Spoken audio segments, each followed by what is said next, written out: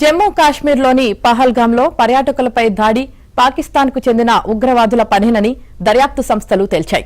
దాడి సమయంలో ఉగ్రవాదులు మాట్లాడిన భాష, యాస ఆధారంగా ఈ నిర్ణయానికి వచ్చాయి. ఈ దాడిలో మొత్తం 7 ఉగ్రవాదులు పాల్గొనగా వాళ్లలో 5 పాకిస్తానీలు, 2 స్థానికులు ఉన్నట్లు గుర్తించారు. ఉగ్రదాడి నుంచి తప్పించుకున్న వారు ప్రత్యక్ష సాక్షులతో మాట్లాడిన దర్యాప్తు అధికారులు ఉగ్రవాదులకు సంబంధించిన సమాచారాన్ని సేకరించారు. ఈ క్రమంలో దాడి సమయంలో ఉగ్రవాదుల్లో కొందరు మాట్లాడిన భాష, ఉపయోగించిన యాస పాకిస్తాన్లో మాత్రమే మాట్లాడేవిగా గుర్తించారు. దీంతో ఉగ్రదాడిలో పాకిస్తానీల పాత్రను నిర్ధారించారు. అయితే ఉగ్రవాదులకు సహకరించిన స్థానికుల వివరాలు తెలియాల్సి ఉంది. దాడిలో పాల్గొన్న ఉగ్రవాదుల ఫోటో, ఊహా చిత్రాలను దర్యాప్తు సంస్థలు బుధవారం విడుదల చేశాయి. దర్యాప్తు సంస్థలు విడుదల చేసిన ఫోటోలో సాయుధులైన 4 వ్యక్తులు ఉన్నారు. అలాగే ఆసిఫ్ ఫౌజీ, సులేమాన్ షా, అబూ తాలా అనే 3 ఊహా చిత్రాలను కూడా విడుదల చేశారు. ఈ 3 వివరాలను తెలియజేసిన వారికి 20 లక్షల చొప్పున రివార్డు ఇస్తామని ప్రకటించారు.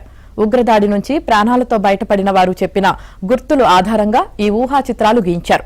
ఇక లష్కరే తాయిబా కమాండర్ సైఫుల్లా కసూరి అలియాస్ ఖలీద్ ఈ దాడికి సూత్రధారి అని దర్యాప్తు సంస్థలు పేర్కొంటున్నాయి.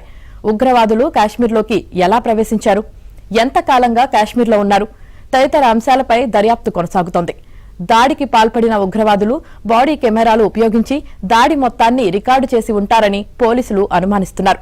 శరీరానికి లేదా తుపాకీలకు అమర్చిన కెమెరాల సాయంతో ఉగ్రవాదులు తాము చేసే దాడులను రికార్డు చేయడం ఇటీవల కాలంలో అధికమైందని జమ్మూ కాశ్మీర్ పోలీస్ శాఖకు చెందిన ఓ అధికారి తెలిపారు. ఆయా వీడియోలను ఉగ్రవాదులు తర్వాత ప్రచారం కోసం వాడుకుంటున్నారని చెప్పారు.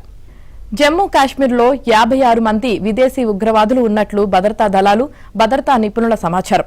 వారిలో అత్యధికులు 35 మంది లష్కరే తాయిబాకు చెందిన వారేనని, 18 మంది జైషే మొహమ్మద్ ఉగ్ర సంస్థకు చెందినవారని, 3 హిజ్బుల్లా ముజాహిదీన్ ఉగ్రవాదులని, ఆ 3 పాకిస్తానీలని భద్రతా దళాలకు చెందిన ఓ అధికారి వెల్లడించారు.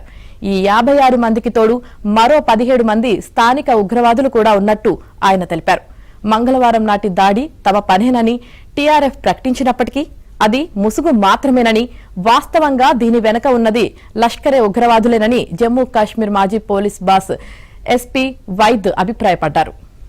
ఇదిలా ఉంటే పహల్గాంలో ఉగ్రదాడి జరగబోతోందనే సమాచారం మన నిఘా వర్గాలకు కొద్ది రోజుల క్రితమే తెలిసిందా?